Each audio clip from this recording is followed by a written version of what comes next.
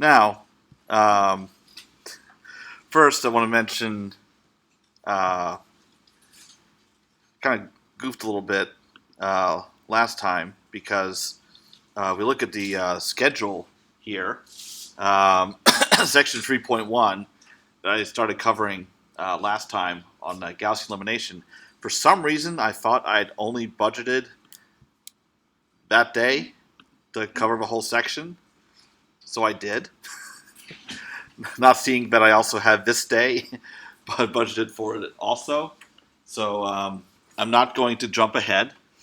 I do have some things I will talk about this section, and then how many people have at least started on the homework for this section?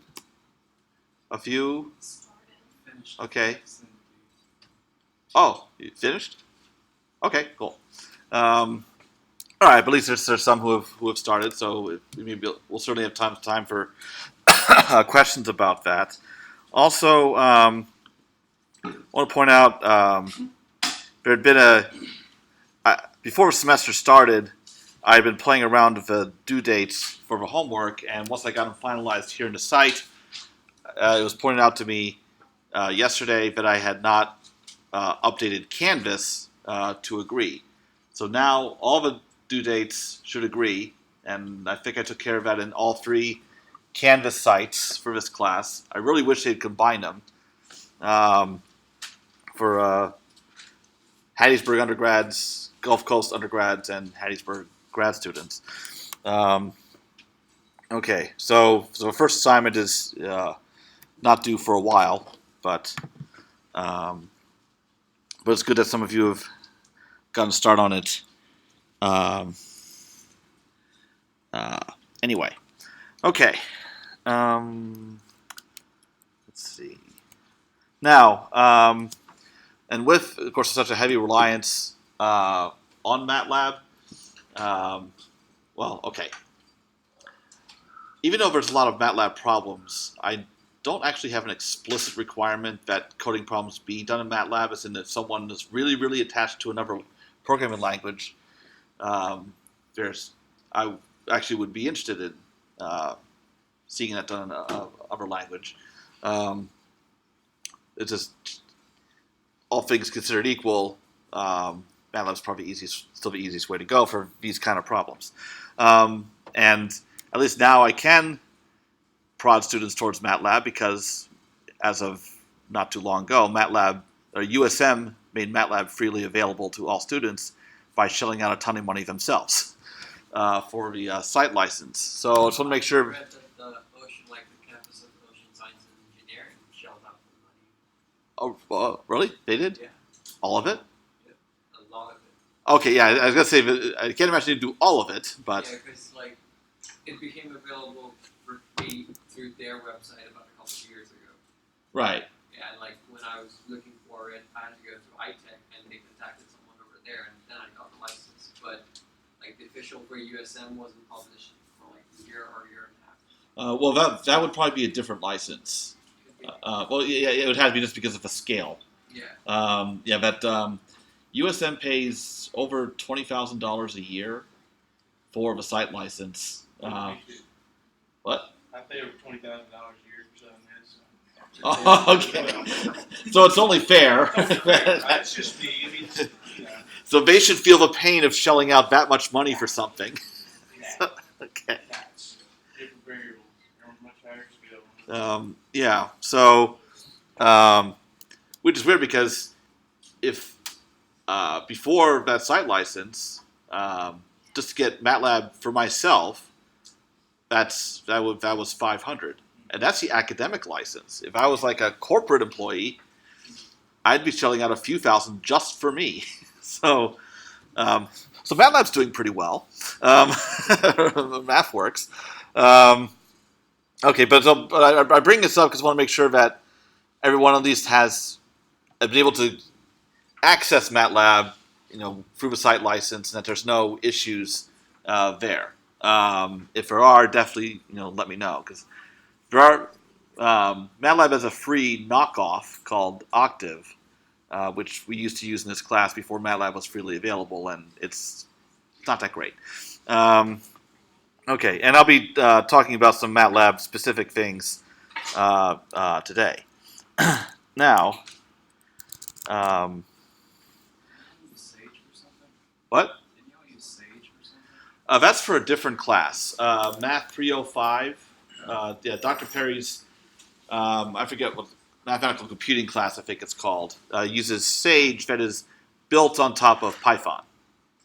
And I'm still working on the Python edition of the textbook for this class, but that'll be out next year. Just spotted a typo. Okay.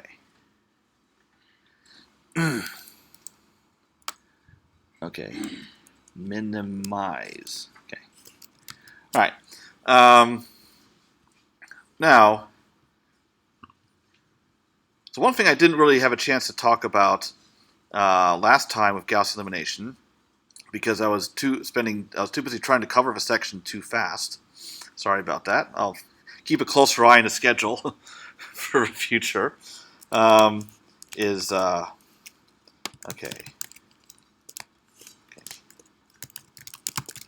Operation counts. I talked about this a little bit, but I want to be much more thorough this time. So, a key measure, but not the only one, of the efficiency of numerical methods is the number of, and the abbreviation, very informal, is FLOPS, which is short for floating point operation, or in this case, arithmetic operation, formed by an algorithm.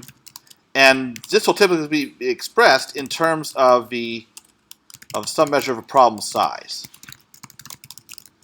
Now, for the kind of problem we're talking about here in this section, or this chapter, Ax equals b,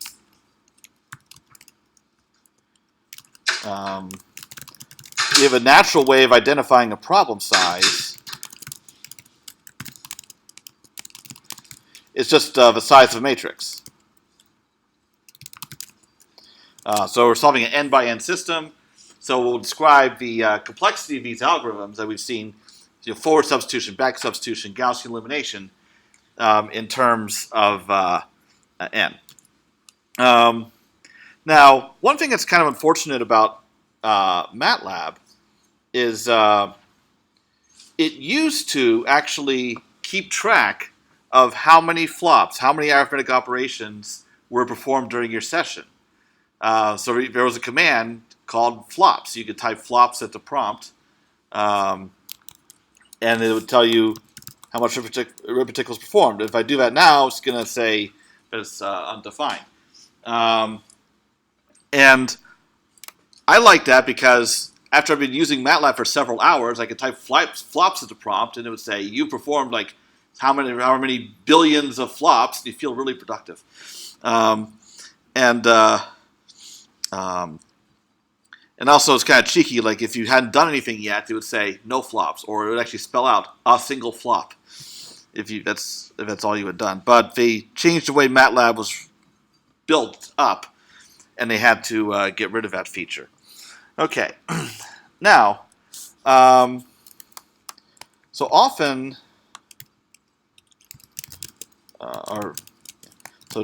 generally, the algorithmic complexity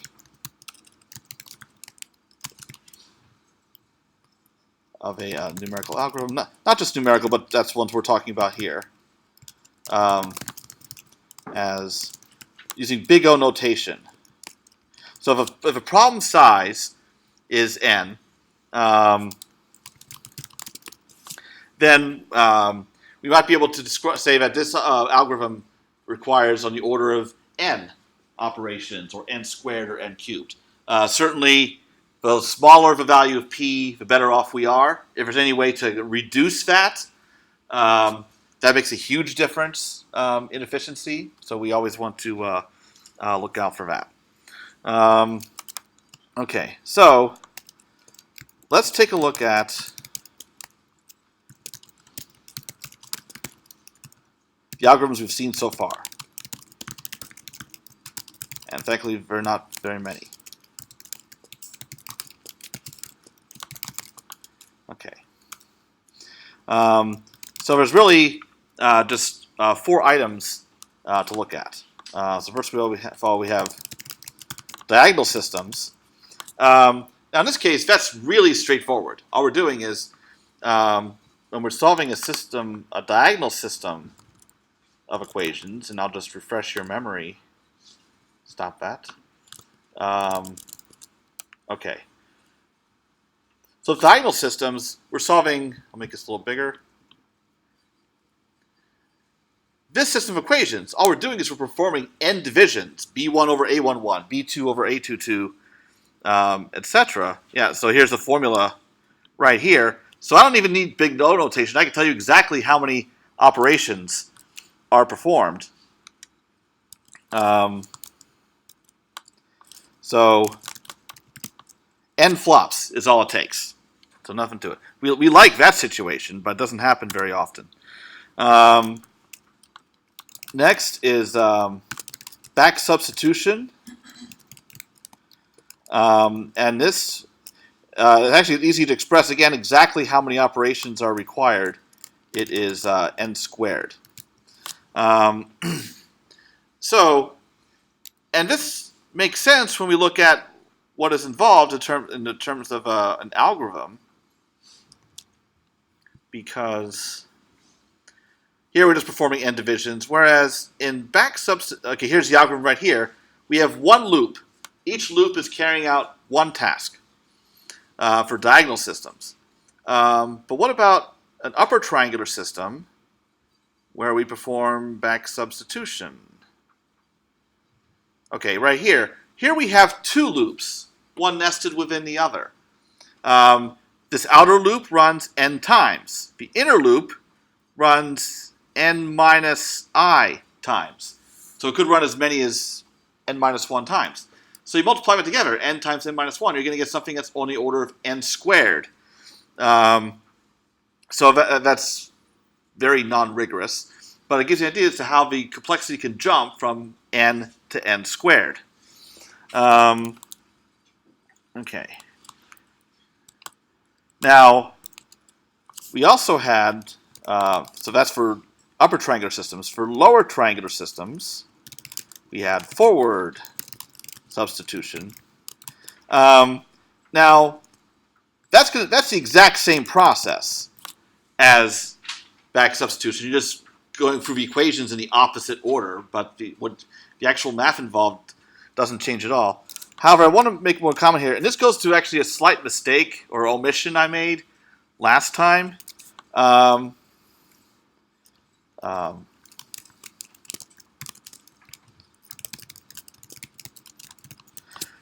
this really applies to both kinds of substitution, but I made the comment last time that forward substitution takes slightly less work, n squared minus n. But I forgot to state this part. When we are solving ax equals b, the final algorithm that I'll show you, which will be in upcoming classes, involves both forward and back substitution. But in the case of forward substitution, we actually assume that the diagonal entries involved are all equal to 1, because that's what will naturally happen in that case. Now, if we look, I don't have the algorithm for forward substitution here. It comes later. But here's back substitution. Here we do our substitution. And then here we divide by the diagonal entries, xi divided by uii. So in forward substitution, if we're assuming that all those diagonal entries are equal to 1, we don't need this division. So that's n fewer flops that we need. So that's why I made a comment last time. It's n squared minus n in that situation. Okay. Okay. And finally, The most expensive process we've seen so far is Gaussian Elimination. And that takes 2/3 n cubed, or I should say big O. Well, I'll state it 2 different ways. So order n cubed flops, but more precisely, it's 2/3 n cubed plus lower order terms, which I'm pretty sure almost no one in the universe cares about, because it's the term that's the highest power of n that really dictates how efficient or inefficient an algorithm is. Everything else is relatively negligible. Okay. Okay. And the thing is, often we use this big O notation to convey more concisely at least the order of magnitude of work that has to be done.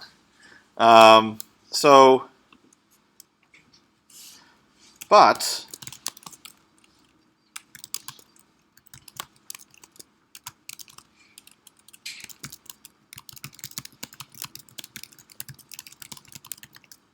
it's not the only thing that matters.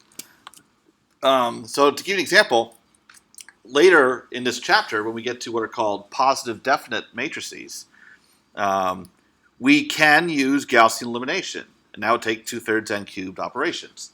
But we will see another method called the Cholesky factorization, and its running time is 1/3 n cubed. So you can literally cut out half the work. So of course we'd want to do that. So that constant in front of the highest power of n can still matter in terms of algorithm selection.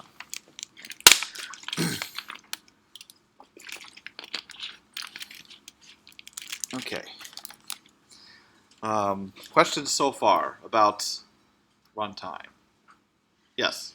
Yeah, so how did you get a precise value to total cube?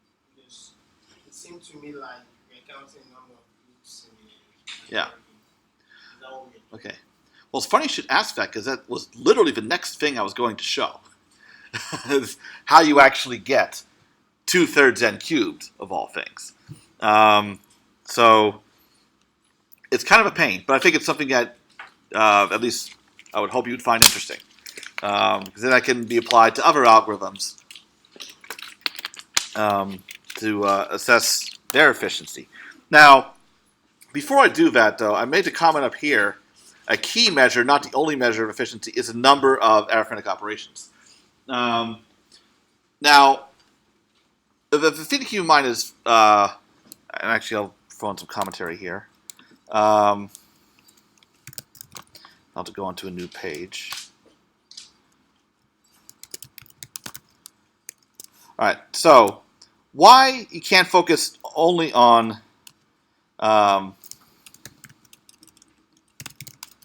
so number of flops isn't everything. So I want to make a couple comments as to why that is, and then I'll go into how we get the number of flops after I've given you reasons to discount it.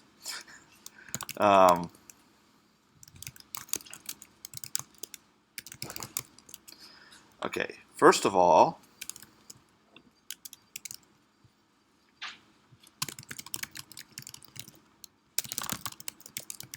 not every floating point arithmetic operation takes the same amount of time.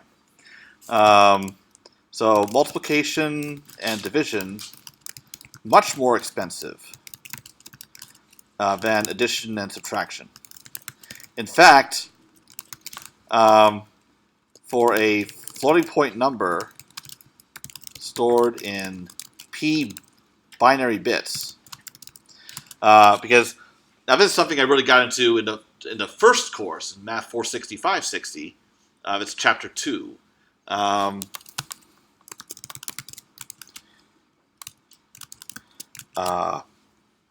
Where we get into how floating point numbers are internally represented in memory. So a double precision floating point number, which is the default used in most computer systems, a number is stored in 64 bits. So for such a number, addition and subtraction, the circuits involved. So these are operations that happen in hardware now.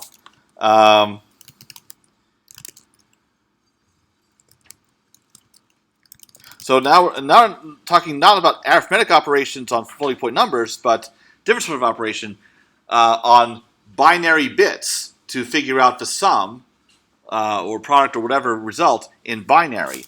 So it's a linear time operation for addition and subtraction, but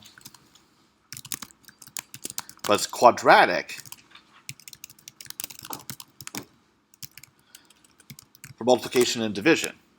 Now, can anyone tell me, in terms of think about how you normally perform arithmetic? So literally adding or multiplying numbers on paper, like you'd learn to do in elementary school. Why is it that it's addition and subtraction, if you have p digit numbers to add, why it takes order p work for addition and subtraction, but it's order p squared for multiplication and division?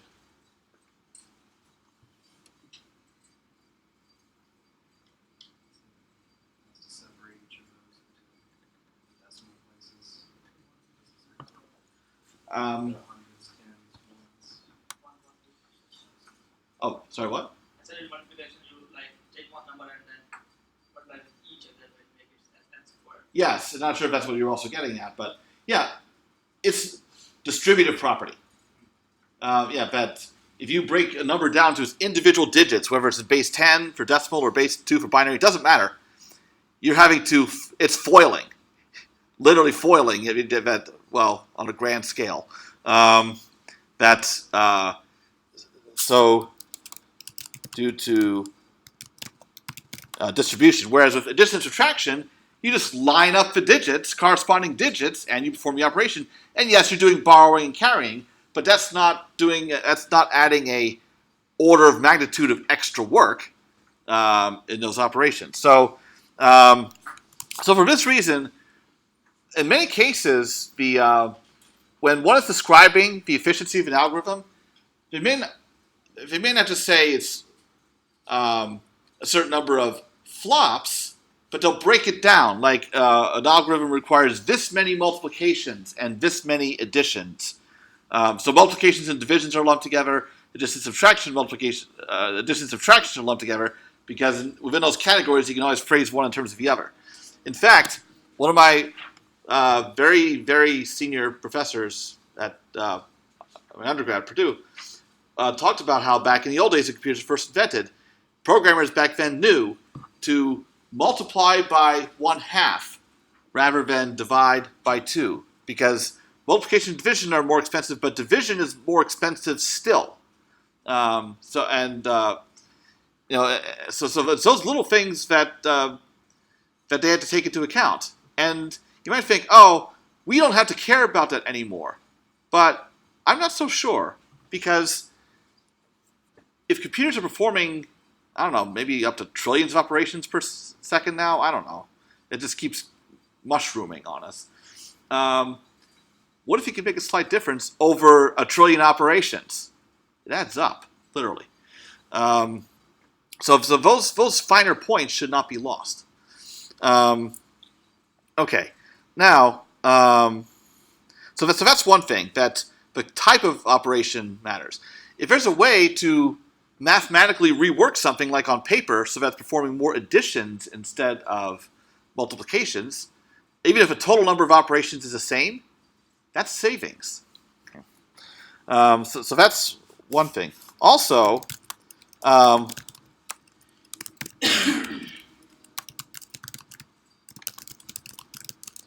are other things going on that are non-arithmetic. They still take time. In particular,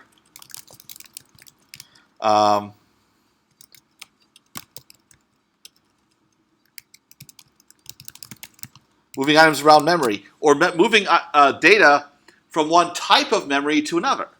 Like when you're buying a computer and you'll learn about how much RAM it has and also all the different caches it has. And most of us are just like, yeah, whatever. How's this? I just care how this is for gaming, whatever. But those things matter in terms of getting optimal performance out of whatever algorithms. In fact, very commonly used algorithms like matrix multiplication are often used to benchmark processors to judge their efficiency. And these days of multiprocessor, parallel computing, where data is moving from one processor to another, that's a whole other layer of communication. In fact, really, people in my field are saying that it's no longer the amount of arithmetic that's the bottleneck that determines which algorithms are best, but the amount of communication. So, admittedly, I'm a bit old school, so I'm still focusing on the flops, but I'm just putting it out there that other things are coming to the forefront as to what really causes algorithms to outperform each other. Okay, so everything everything counts here. Okay. Also, when it comes to even just arithmetic, I'm only talking about the four fundamental operations: addition, subtraction, multiplication, division. What about other operations that you see in algorithms, like square roots, exponentials, things like that? Well, each of those is going to be implemented in terms of the four basic operations. So those will take more time. So if you have an algorithm that, say, performs an exponential, you can't count that as one flop. Now, I can't tell you how many it would be, but it's something to think about. Okay. So really, as technology evolves, the focus is going to be less and less on arithmetic. But of course, it's not going to go away completely. If you have an algorithm that's order n squared versus n cubed, well, forget the n cubed. Okay, and those things make a big difference. Like fast Fourier transform, a straightforward implementation of Fourier transform of n numbers would take order n squared. So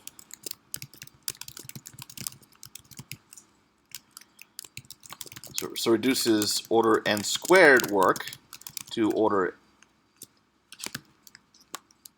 n times the log to base 2, of n.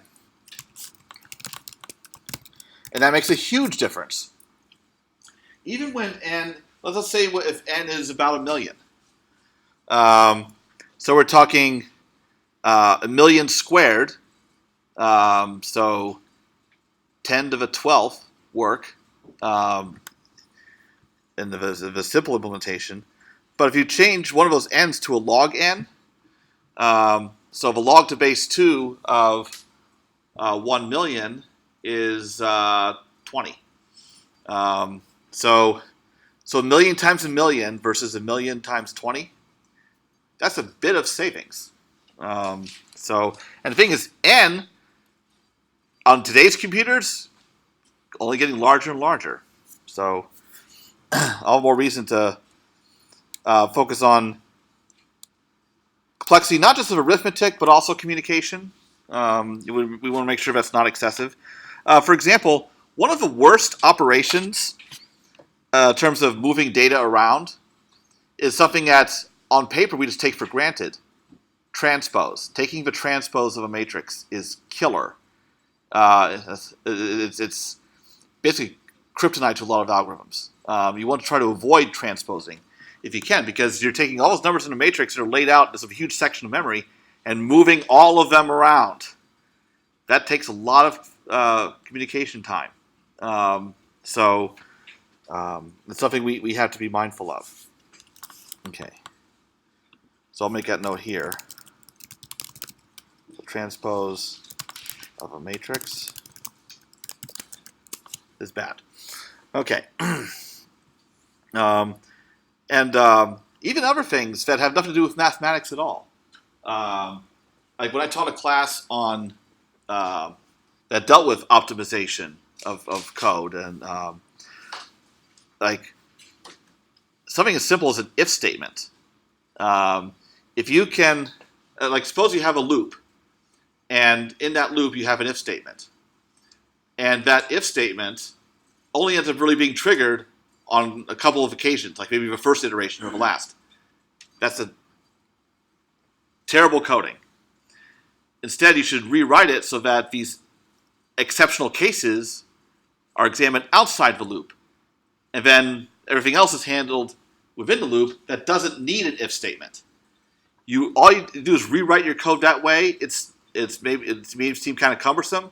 It will run faster, and I've actually seen that happen. So there's a lot of things like this that go into streamlining your code and getting the best performance out of it. Okay. Probably didn't need to spend that much time on it, but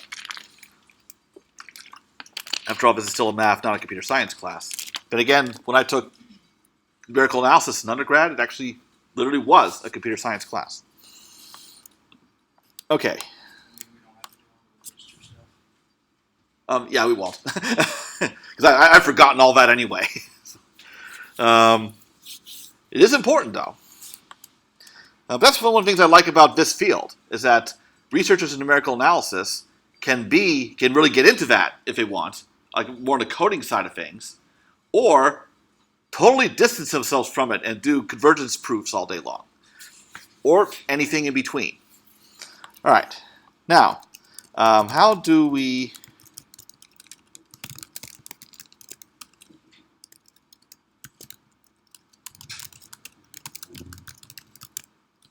All right, so how do we actually figure out complexity? So what I'm going to do is look at the most interesting algorithm we've seen in this section, and that would be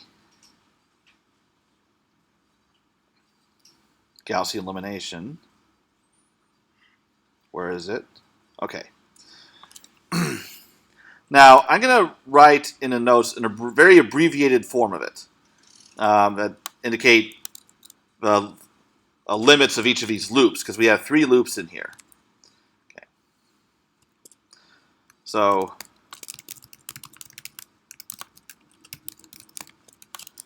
okay. So this. Save anything at all to get rid of the innermost loop and just write it in terms of J? Oh, you mean like, what do you mean by writing in terms of J? Like, Since they have the same structure, you can just go oh, from I to oh, but then the trouble is this still needs to be done. Like, I is looping over the rows, and this is like this only happens once per row, but here we're acting on every element in the row. So yeah, there's just because there is a similarity among the indices, can't condense them. Yeah. Well, I did that in my code. I think it worked. When as far as loops being nested within one another. I just got rid of just the K loop Hmm. in terms of I. We're using like colon operator for indexing or something. Oh, okay, that's an implied loop. So yeah, and I think actually I had a version of Gaussian elimination where this was written in 2 different ways, using this explicit loop here or using a colon operator to imply the indexing. You can do that. I was just wondering if those would be faster. Probably not. In fact, I've seen an example where you would think that using those colon operator for these implied loops would speed things up, but they've done such great work on optimizing their explicit loops that sometimes they can perform faster. Okay. And that's something MATLAB's done a lot of work on, because MATLAB is an interpreted language. So the text is processed and generates some internal bytecode, and MATLAB will execute that. Or it can compile and generate an executable. But it's generally the sort of thing is not as fast as a program written in C++ or Fortran that is fed through a compiler and machine code that's generated directly from that. But they've come a long way. I'm quite impressed with what they've done. Okay, so what's happening with this algorithm here? We have an outer loop, and that is j going from 1 up to n minus 1. So the outer loop will run n minus 1 times. Okay, so... But what happens inside? So the middle loop of the 3, so that's I going from j plus 1 up to n. So that's going to run n minus j iterations in total. Okay. But then what's done? Okay, actually, I'm going to have to do it this way.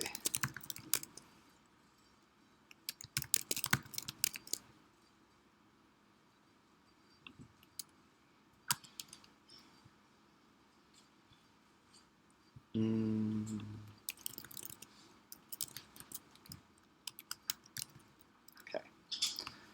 So inside, all right. So now I want to have the indentation like in the actual algorithm. Okay. So what's happening in here? We have a flop, a division, and then we have the innermost loop. Whoops.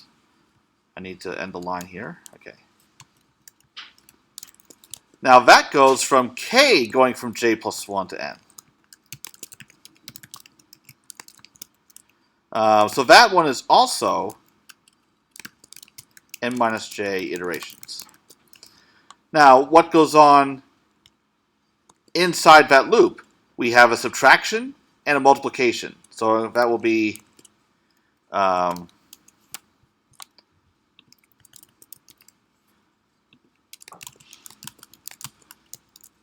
so 2 flops.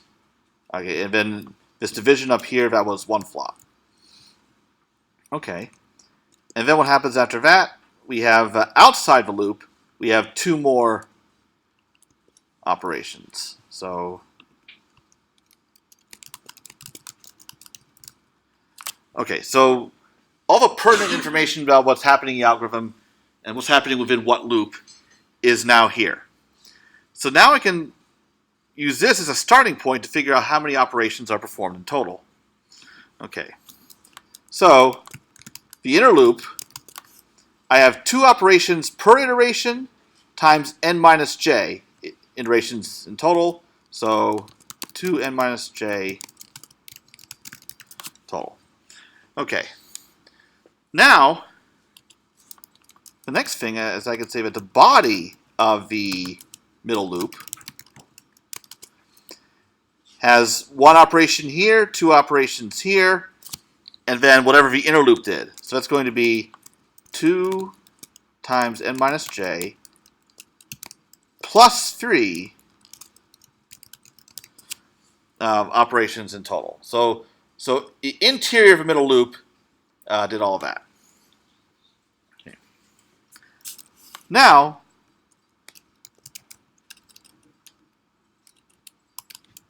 the entire middle loop, I will take the total of all of this, multiply by n minus j.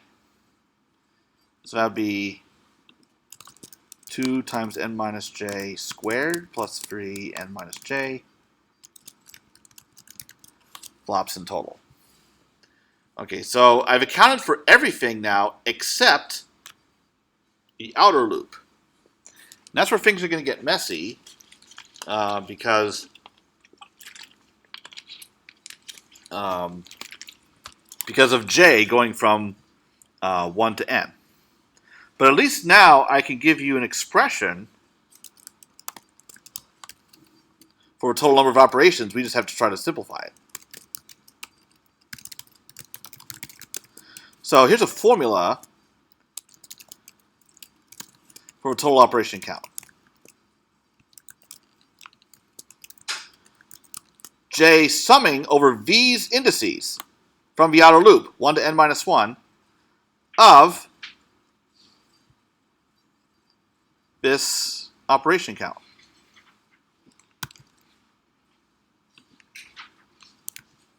Okay.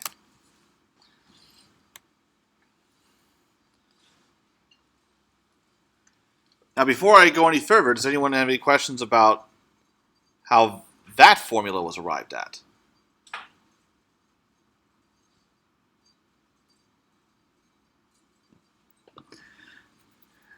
Now, unfortunately, we can't really say this is order n something. And we can guess what it is, just because it's order n squared on the inside, and then we're performing n minus 1 iterations. So if it's kind of like multiplying by n, we can see how it's going to be n cubed. But there's no way to see from this how we're going to get 2/3 n cubed plus other things. So the problem with this formula is this expression is not in what is called closed form because of a summation. We like to have just one concise formula in terms of just n that we can plug into and get the operation count. And right now we don't have that. Now, can anyone tell me how we can go about getting this in closed form?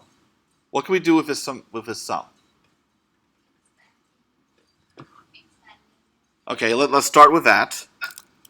Okay, so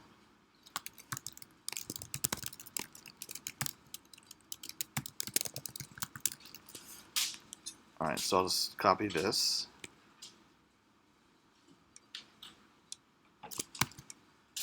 All right, so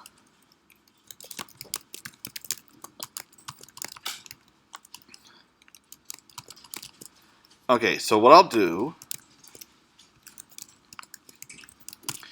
all right, so I'll have 2n squared minus 4jn plus 2j squared plus 3n minus 3j. Okay, so now I've expanded all that. But now what? What?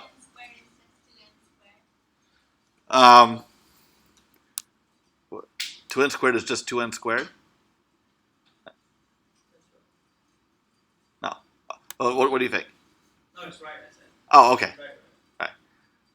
All right, but now what? Can we change it to product? What? Can we change the sum to product? We would get the whole thing to factor it nicely, but You can change the J. change it how? Like J, we are summing J over from 1 to n minus 1. Okay. So there is a formula. So I think n minus 1 times n over 2. Yeah, formulas like that we can use. So first, I need to do some algebraic rearranging. I'm going to break this up into, well, 5 sums because we have 5 terms. And within each sum, anything that doesn't depend on j, factor it out.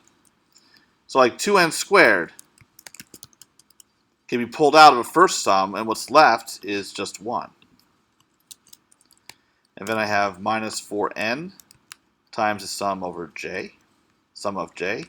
And then I have plus 2 times the sum of j squared, plus 3n times the sum of 1, minus 3 times the sum of j. So I broke up the sum into 5 sums, 1 for each term. And then within each of those, anything that was not j or a power of j, pulled it out. Okay. Now, what you can do, well, first, the sums of just 1, those are the easy ones. because I'm summing from 1 to n minus 1. So I can just replace the sum of 1 with n minus 1 here, and again further down. If you're not sure about something, definitely stop me.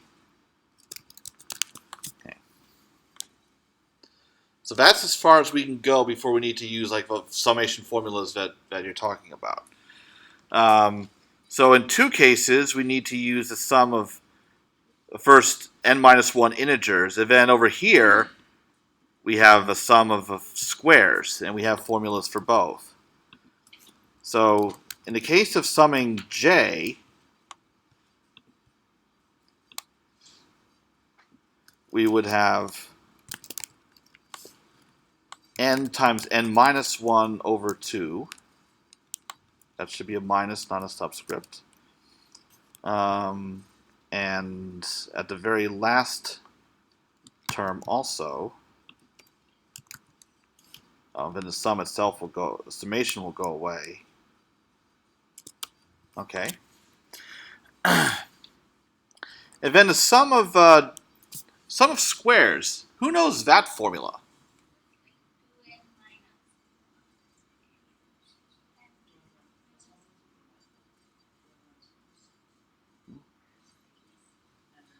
Okay. Okay. Well, first I'll do it above this equation.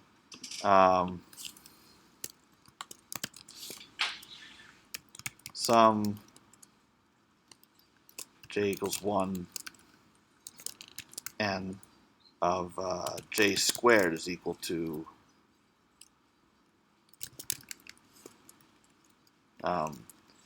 n times n plus 1, 2n plus 1, all over, who knows it? 6. Okay. Now, but here I'm going from not to n, but to n minus 1, so I have to take that into account. So what I'll replace this with is, okay, so 6 down below, and then I'll have n times n minus 1 times 2n minus 1. All over 6. Oh, and then the summation goes away. Need to get rid of that. Whoops. Okay. Now, questions up to this point, because we have a mess. Technically, this expression is in closed form. All the summations are gone. But it's still really cumbersome. We'd like to simplify this. And also, the focus is going to be on terms that are of order n cubed. So let's see what we can do here. Well, first, there's definitely some canceling. So that can be done. Okay, there we have n squared. Okay, and then here too we have over 3. And then I have 3n squared minus 3n. Let's see, up here we have 2n cubed minus 2n squared.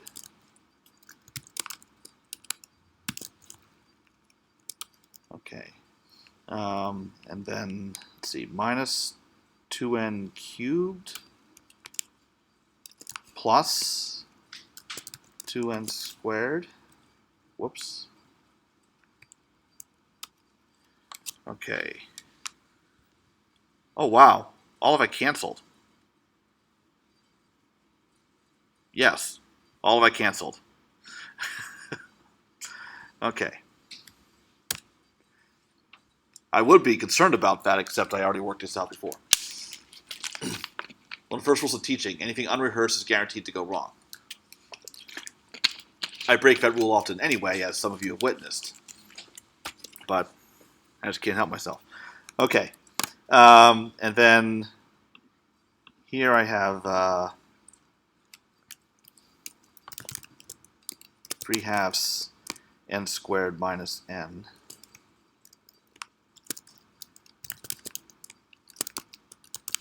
Okay. So now if I multiply this out, I'm going to have 2n squared minus 3n plus 2. And then u minus 3n squared plus 2. 1. Okay.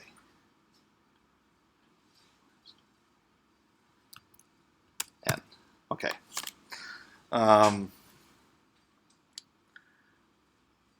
All right. Now,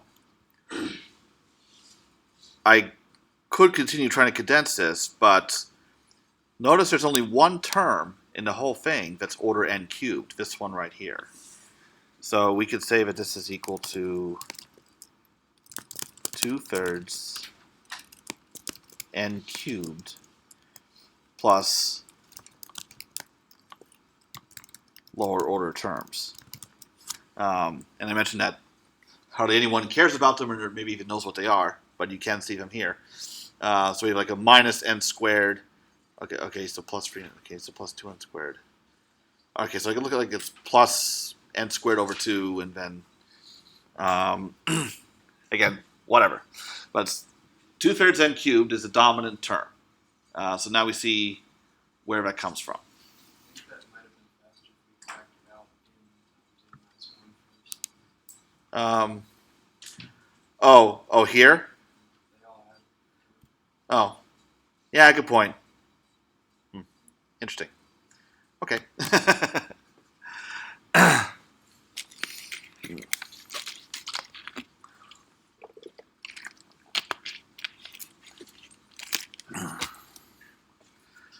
Okay, so questions about what happened here? Dang, it took a while. So when we look at the code that's in the book, the answer isn't 5. If you scroll back up, we can see where you said 1 flop, then 2 flops, and then 2 more flops when you're looking at the 4 loops.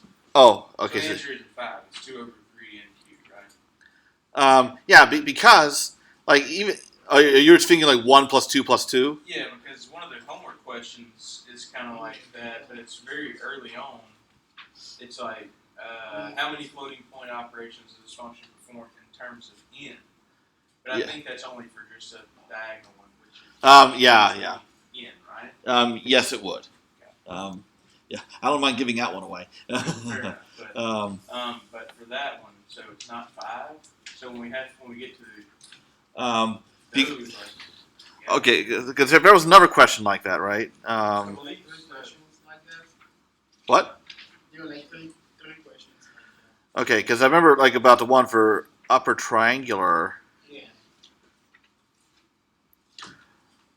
Okay, yeah. Now here for this, now in this case, it's asking for this specific case, Right. so that's just going to be a number. Okay, and I'm trying to see where else I had that question. I think that's what I was asking. Yeah, 3.1.8, I think. Okay. Oh, now when I say complexity, like it's this exponent I'm looking at. So, and that's going to stem from the nesting level of loops that you have. Now, yes, I have given away the answer to this problem based on what I've just done here, but yeah, so for instance, with back substitution,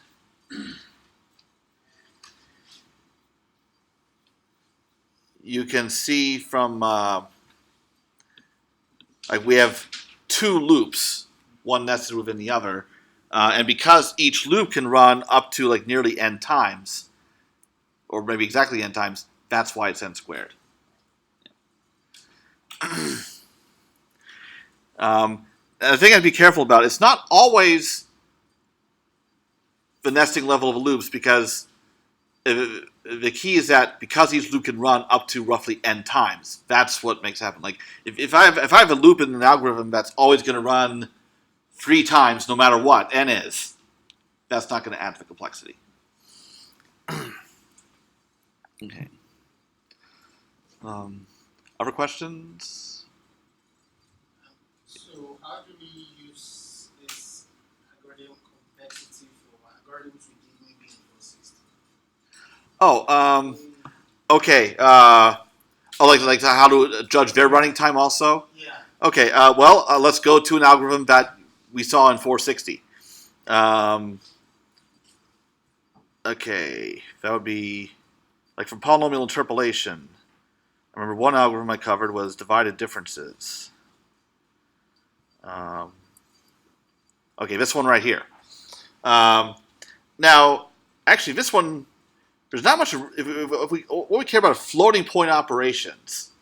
It's really only this step that we have to focus on, and the loops that contain it. So, for example, this here we have 3 operations, 3 operations, 2 subtractions, and a division. But how many times does this loop run? And then how many times does this loop run? So we would do the same kind of summation exercise to see how many operations this one needed. So what we'd have here is this loop running n minus j plus 1 times. So how do we get a value? I don't understand. Yeah. Why do you say it's n minus 1 plus j? Oh, because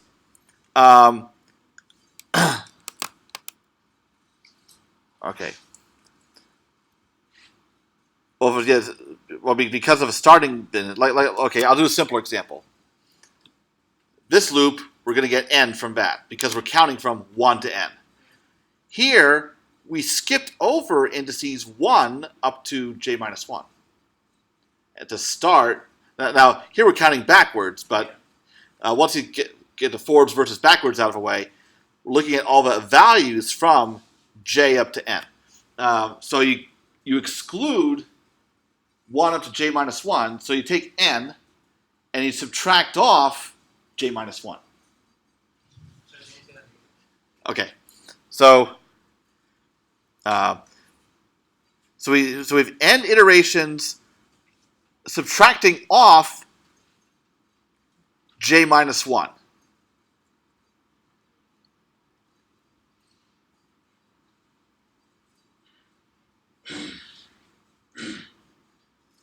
And then that'll lead to n minus j plus 1 from distributing. Okay. So what you can say is this part that I've highlighted, that loop, inner loop, will carry out 3 times n minus j plus 1 operations. But now you have to sum up that expression from j equals 1 to n. And that's where you're doing the same kind of summation exercise I just did. And what you will find, and you can tell this from how many nesting levels of loops we have, that the complexity is going to be order n squared. I can't say exactly what the constant in front of the n squared would be, but I can guess. I'll bet it's going to be 1/2. And the reason why is here we're going, I can think in terms of I being rows and j being columns. We're going over every column, but within each column, look at our indices, n minus 1 down to j. Like when j is equal to 1, we go from 1 to n. J equals 2, we go from 2 to n, 3 to n, and so forth. We cover half the matrix. So it's going to be roughly n squared over 2. Now, that's my highly educated guess, but I had to work that out like I just did for Gaussian elimination to be sure. But yeah, you look at how many operations are performed within each individual algorithm step, like this one, and then what are the indices that are considered within each loop. How many indices are there? You're still considering that one step. You don't care about how many actual operations that step does, though, right? Well, arithmetic operation, yeah, that's where the 3 comes in. Yeah. And that's not going to affect the order of magnitude, but it would affect the constant in front. Oh, wait. I forgot about that here. So it'll be 3/2 n squared, not 1/2 n squared. Whoops. Okay. All right. So yes, so these two loops together perform 1/2 n squared total iterations, roughly, but each one of those carries out 3 flops. Okay. Sorry about that. Other questions?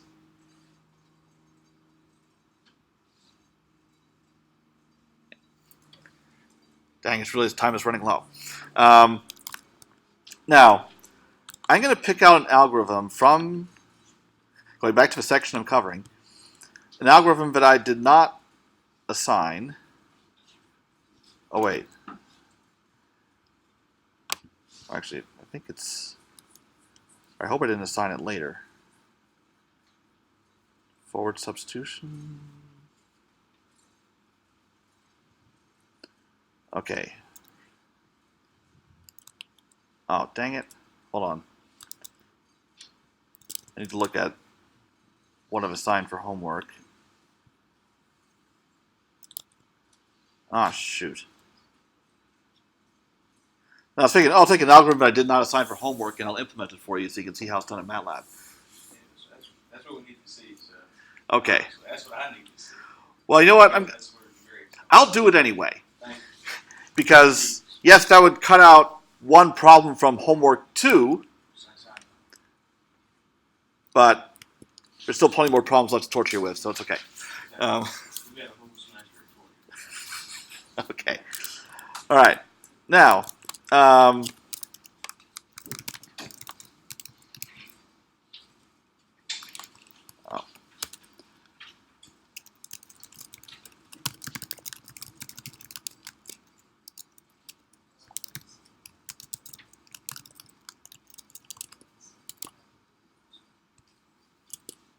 right, so it's exploration 3.2.9 and I'm giving away, and algorithm 3.2.2. Now, I'm going to write out in comments, notice a % sign for comments, and I'll post this sometime after class, or sometime tonight. So first I'll write in the comments what the algorithm actually says here in the book, and then you'll see how it's translated to MATLAB.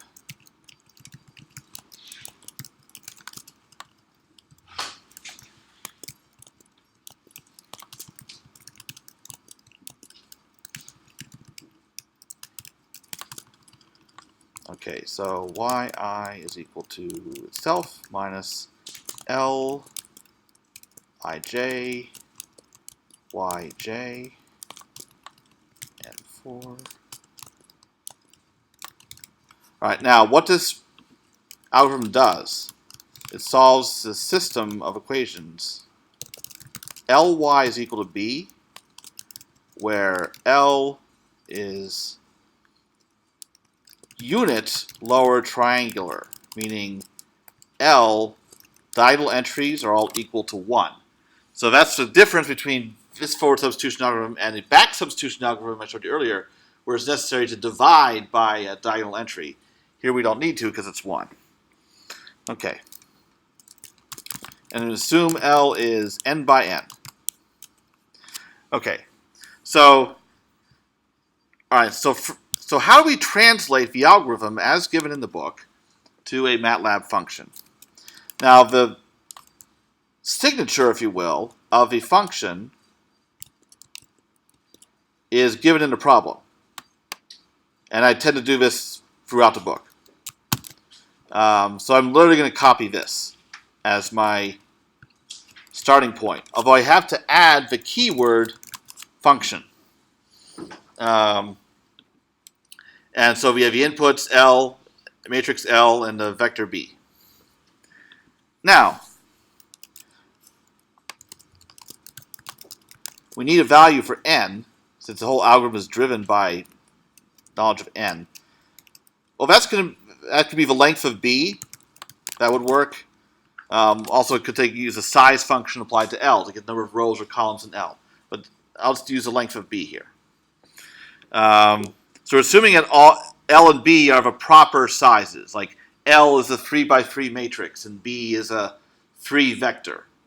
So okay. Now, to some extent, there's a straightforward translation of what follows. So here, for loop to for loop, 1:n to indicate I counts from 1 to n. And then we end the loop down here. And then we notice it automatically indents for what's in between. So j equals, here 1 to I minus 1.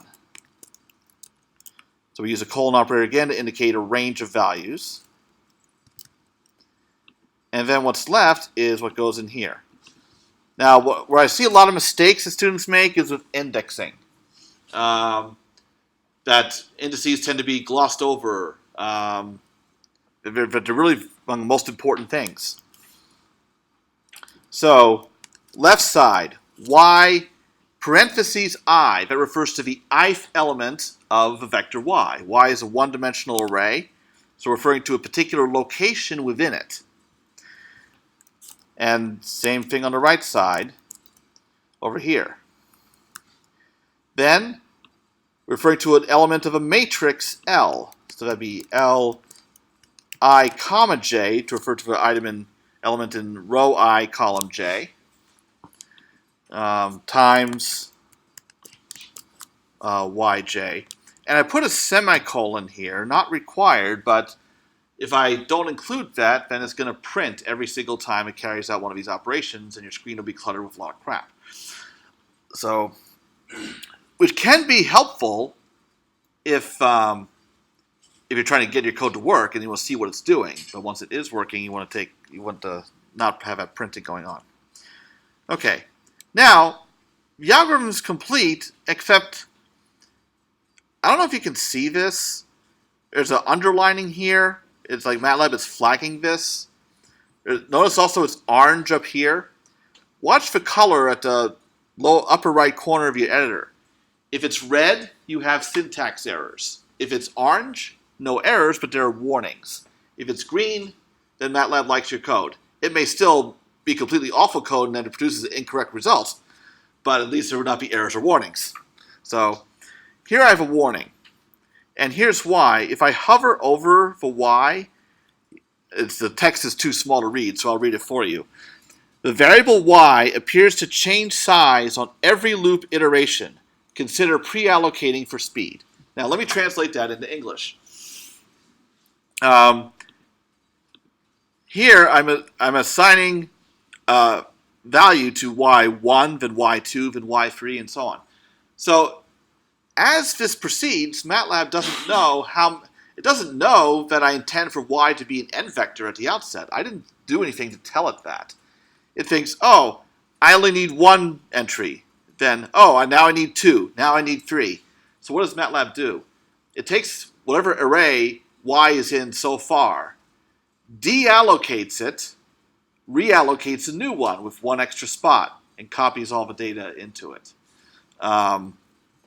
So that includes a whole lot of overhead. It's very wasteful, really slows your code to a crawl. I've seen it happen. So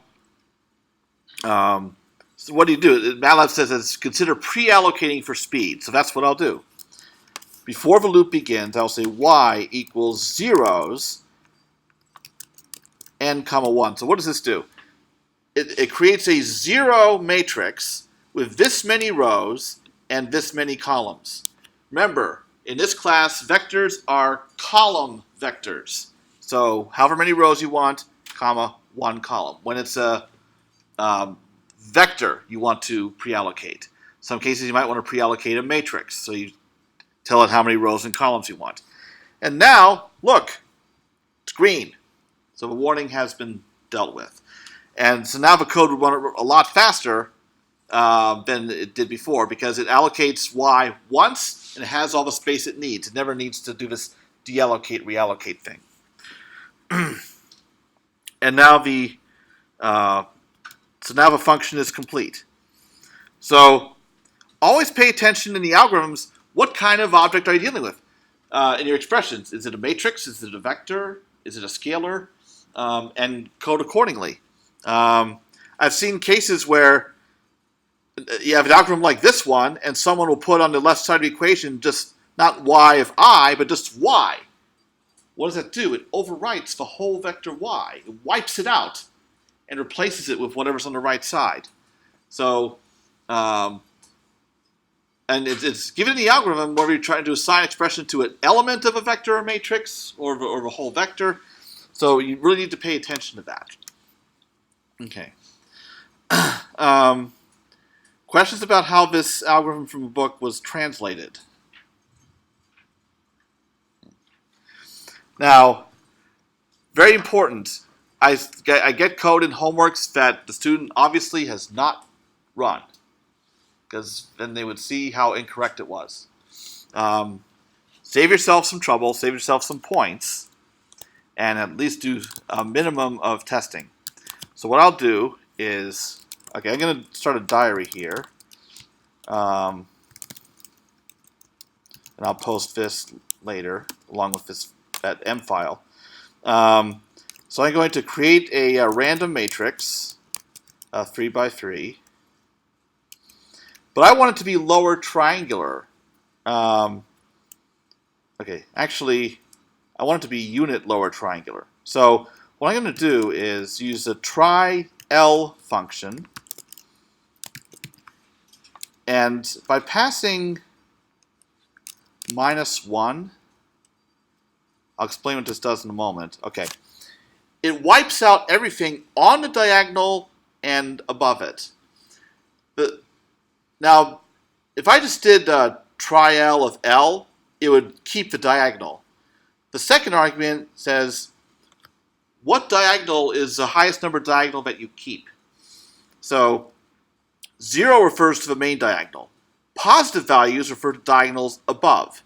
Negative values refer to diagonals below. So by saying try_L of -1, I'm saying keep diagonals from -1 on down, get rid of everything else. And then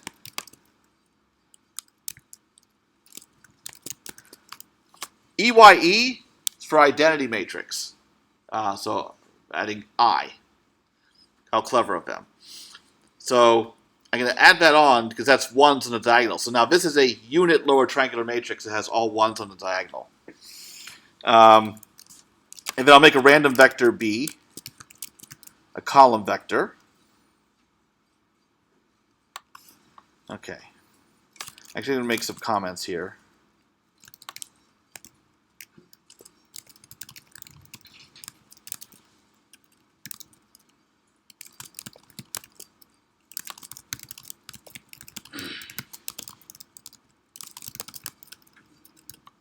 I just realized the amount of time. So what I could do is, first I'll solve a system in a regular way. Y1 is equal to L_B. So that's the exact solution, using MATLAB's built-in matrix system solving method. And then, at the risk of considerable embarrassment, I'm going to run the function I just typed and hope it produces the same result. Okay. Oh, that's horrible. What happened here? Oh, all right. Look at the algorithm in the code. Look at the algorithm from the text. I forgot something.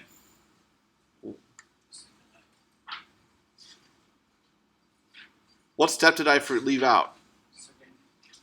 Yeah, y equals b of I. Oh, I forgot the subscript there. Okay, so yi equals b of I. Okay. Yeah, because here we're just manipulating zeros. No wonder the result was 0. So, okay, now that I've embarrassed myself once, I'm okay with that, though. I just forgot a step. Okay. There. We see that it matches. Okay. So now we have a forward substitution. So compare your code, if there's a corresponding MATLAB built-in function, compared to that.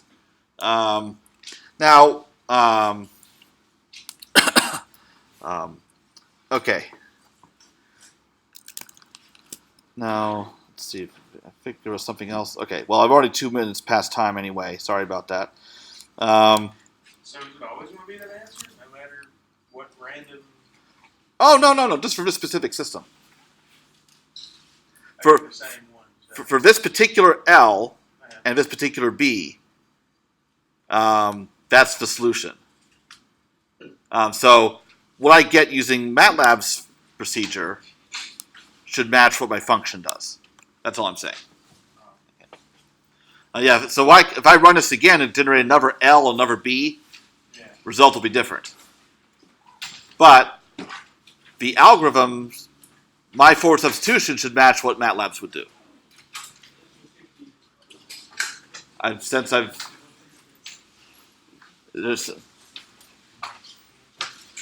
Oh, I mean, you got the exact same numbers? Yeah, I've got the. Oh, that's because that's a random number generator.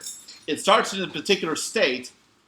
Now you can seed the random number generator differently to get a different result. Yeah. The same random numbers. Yes. Yeah. If you and I both fire up MATLAB and randomly generate something and work with it, the numbers will be exactly the same. That doesn't sound very random. No, it's not. Yeah. Okay. I'll post all this later.